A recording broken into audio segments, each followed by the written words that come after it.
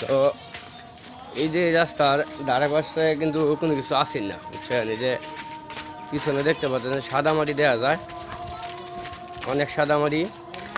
তো এই সাদা মাটি কিন্তু আপনার একসময় ছিল না। তো এই যে এই রাস্তাটা কিন্তু আরও ভাঙ্গা আছেন, নেস আছেন। এখন মোটামুটি রাস্তাটা আগেতে মোটামুটি ভালো হয়েছে, মাটি ফালায় ভালো হয়েছে। তো এটা কিন্তু আমাদের এলাকার ভিতরে একবারে গ্রাম যেটাকে বলে গ্রাম, তারপরেও মোটামুটি উন্নত হয়ে গেছে। এই যে মাটি দেখতে পাচ্ছেন এই পাশে ট্রাক যায়, রাস্তা বেহাল দশা বানায় লেছে একবারে। তো যাই হোক, নিজ এলাকার অনেক দৃশ্য আছে যেগুলো তুলে ধরা যায় ভিডিওর মাধ্যমে। হয়তো এই যে এই খেজুর গাছটা আমার পাশে, খেজুর গাছটা এই যে খেজুর গাছটা, এই খেজুর গাছ থেকে কত খেজুর আমরা খাইছি বলার বাইরে। এই গাছটা মরার পথে মরে গেছে প্রায়, কারণ ধুলাবালু অনেক গাড়ি চলে, অটো চলে। তো আপনার বাড়ির আশপাশে অনেক সুন্দর দৃশ্য আছে যেগুলো তুলে ধরা যায়। তো ভিডিও বানানোর জন্য দূরে কোথাও যাওয়া লাগে না, নিজের এলাকার আশপাশের ভিডিওগুলো যদি আপনি সুন্দরভাবে মানুষকে প্রেজেন্ট করতে পারেন, দেখাতে পারেন,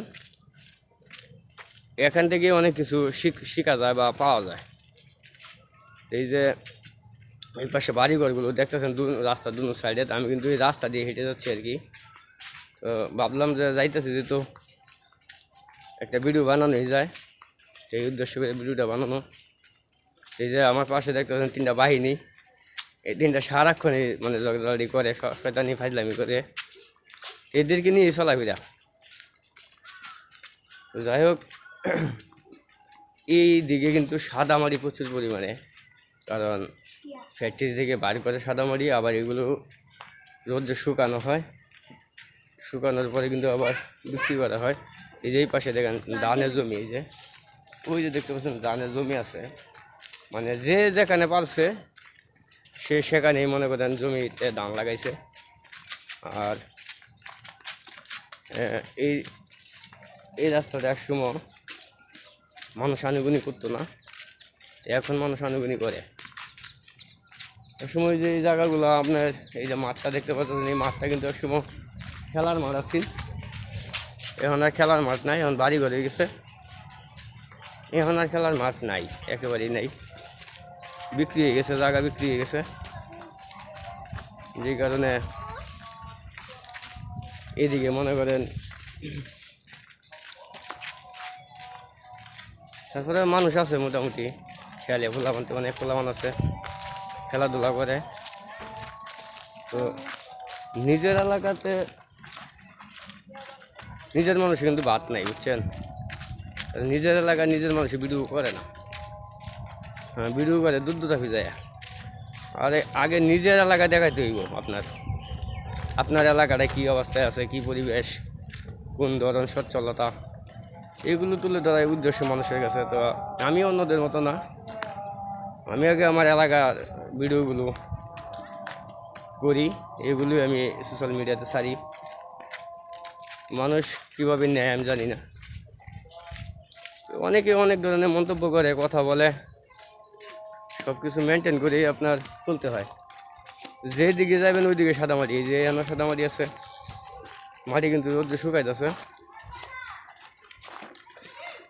তো তামিমের মা ফোন দিছে না রে? আর তামিমের মা ফোন দিছে না? হ্যাঁ, তো আপনার ভালো একটা ভিডিও কোয়ালিটি তৈরি করতে হলে ভালো ক্যামেরার দরকার। তো আমার কিন্তু সেরকম কোনো ক্যামেরা নাই,